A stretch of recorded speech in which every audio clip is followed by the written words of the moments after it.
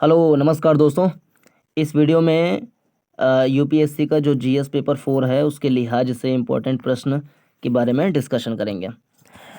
पहला प्रश्न है, घृणा घृणा व्यक्ति की बुद्धिमत्ता और अंतःकरण के लिए संघारक है जो राष्ट्र के चित्त को विषाक्त कर सकती है। क्या आप इस विचार से सहमत हैं? अपने उत्तर की तर्कसंगत व्याख्या करें। तो प्रश्न है, घृणा व्यक्ति की बुद्धिमत्ता और अंतःकरण के लिए संघारक है जो राष्ट्र के चित्त को विषाक्त कर सकती है। ठीक। Hatred is destructive of a person's wisdom and conscience that can poison a nation's spirit. तो प्रश्न यह सिंपल सा कि घृणा एक प्रकार का भाव होता है जो संहार कर देता है दो बातों का। एक तो व्यक्ति की बुद्धिमत्ता को हर लेता है घृणा, और दूसरा उसका जो अंतःकरण है, अंतरात्मा है, उसको हर लेता है। तो घृणा दो बातों का संहार कर देता है। पहला व्यक्ति की बुद्धिमत्ता और दूसरा व्यक्ति का अंतःकरण। और अगर व्यक्ति का बुद्धि विवेक मर जाएगा, संहार हो जाएगा, नष्ट हो जाएगा, और व्यक्ति का अंतःकरण अंतरात्मा नष्ट हो जाएगा, तो इससे राष्ट्र के चित्त को विषाक्तता लग सकती है। यानी कि जो राष्ट्र का चित्त है उसमें जहरीलापन आ सकता है। तो इस बात को सिद्ध करना है कैसे। इस संदर्भ में कोई दो राय नहीं है कि घृणा व्यक्ति की बुद्धिमत्ता तथा राष्ट्र के चित्त दोनों को नकारात्मक रूप से प्रभावित करती है। अब यहाँ पर है कि घृणा का व्यक्ति पर क्या क्या प्रभाव होता है और घृणा का राष्ट्र के चित्त पर क्या क्या प्रभाव होता है। तो घृणा का व्यक्ति पर प्रभाव, 5 प्रभाव यहाँ पर दिए गए हैं। पहला, घृणा करने से क्या होगा? स्मरण शक्ति का नकारात्मक प्रभाव होता है। इससे स्मरण शक्ति का नकारात्मक प्रभाव, यानी कि आपके याद करने की क्षमता जो है वो कम होती जाएगी अगर हम घृणा करेंगे तो स्मरण शक्ति पर नकारात्मक प्रभाव पड़ता है अगर हम घृणा करते हैं तो। दूसरा, आत्मविश्वास में कमी आती है। घृणा करने से आत्मविश्वास में कमी आती है।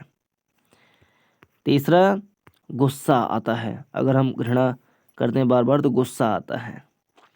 चौथा, हिंसक मनोवृत्ति को बढ़ावा मिलता है।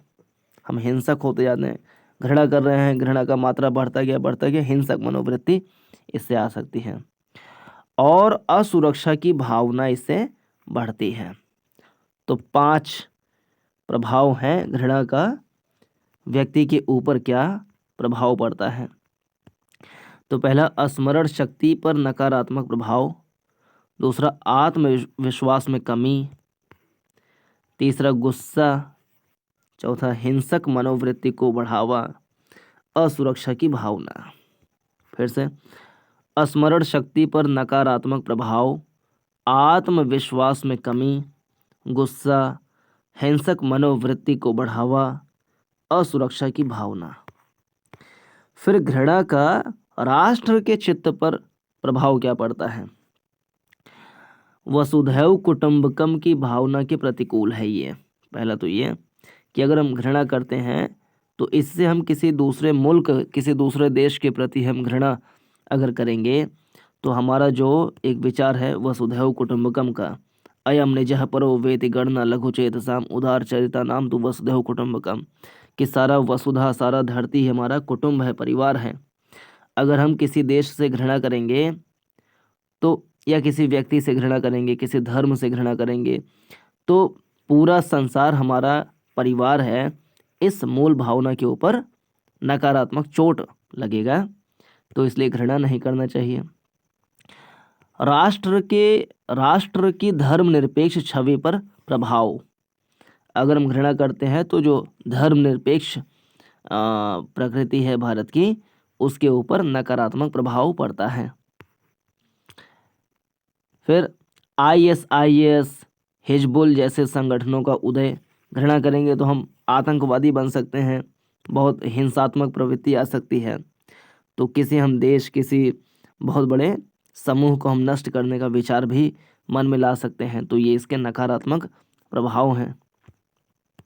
फिर सांप्रदायिकता एवं हिंसात्मक गतिविधियों को बढ़ावा, तो ये बड़ा मसला है। और महिलाओं की सुरक्षा के लिए खतरा हो सकता है। घृणा करेंगे ज़्यादा तो महिलाओं की सुरक्षा के लिए भी खतरा हो सकता है। देश की सुरक्षा के लिए, किसी समूह, धर्म, जाति, देश के लिए खतरा हम उत्पन्न कर सकते हैं अगर हम घृणा का भाव रखेंगे। तो ये सारे इसके प्रभाव हैं। और व्यक्ति पर क्या प्रभाव पड़ता है?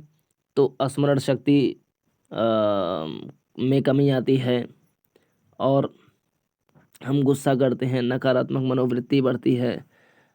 ये सारी चीज़ें होती हैं व्यक्ति के ऊपर।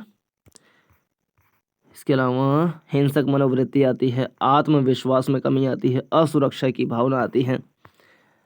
और अगर हम घृणा करेंगे तो राष्ट्र के चित्त पर क्या प्रभाव पड़ेगा?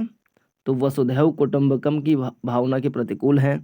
राष्ट्र की धर्मनिरपेक्ष छवि पर प्रभाव पड़ेगा। ISIS, हिजबुल जैसे आतंकी संगठनों का उदय हो सकता है इससे। सांप्रदायिकता एवं हिंसात्मक गतिविधियों को बढ़ावा मिलेगा। महिलाओं की सुरक्षा के लिए खतरा हो सकता है।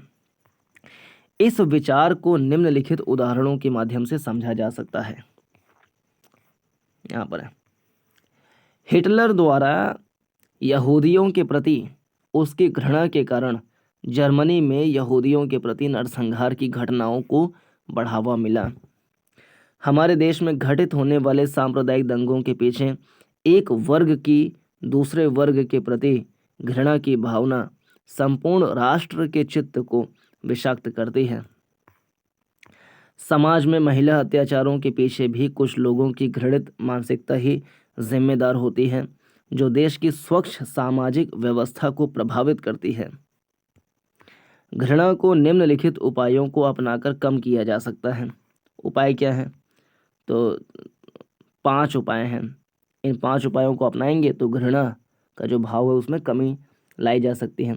एक, नैतिक शिक्षा, मोरल एजुकेशन दें विद्यालयों में, उनको सिखाएं बचपन से ही। योग व्यायाम ये सब करते हैं तो उससे भी घृणा का या नकारात्मक जो सोच होती है उसमें कमी लाई जा सकती है। तीसरा, मूल कर्तव्यों का पालन, जो हमारे संविधान के भाग 4 का अनुच्छेद 51 क में 11 जो मूल कर्तव्य हैं उनको हम फॉलो करें। उसमें एक ये भी है कि पर्यावरण का सम्मान करें, महिलाओं का सम्मान करें। तो वो सारे जो मौलिक कर्तव्य हैं उसको हम मानेंगे तो घृणा का भाव में कमी आ सकती है। फिर धार्मिक सद्भाव, इसको हम बढ़ाएं।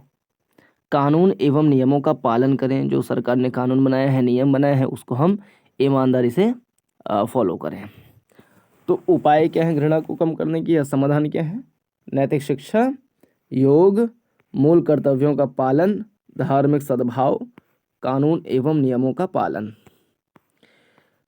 निष्कर्ष में है, अतः कहा जा सकता है कि घृणा व्यक्ति के मस्तिष्क की उपज है, जो समाज और देश की एकता व अखंडता के लिए खतरा है।